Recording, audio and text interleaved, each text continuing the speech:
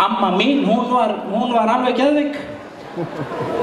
Og ekki í því orði að segja hún hafi verið alveg geðveik, þó hún hafi verið það, en hún var með maníu depressíu og ég þurfti að alast upp við það og það var bara frábært. Kettlingin tók það bara út og ég lærði á því og aldrei skammaðist ég mín fyrir litli ömmu mína þó hún hafi verið bara 1,40. Hún kenndi mér margt og það hægt að læra gríðarlega margt á öllum okkar, sama í hvaða formi við erum og sama í hvaða mót við erum stillt.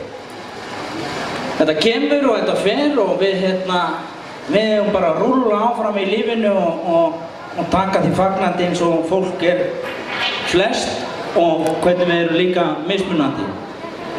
Þannig að ef við værum með glös öll þá segi ég skál við ykkur fyrir frábæri vitundavakningu og til hamingju með daginn.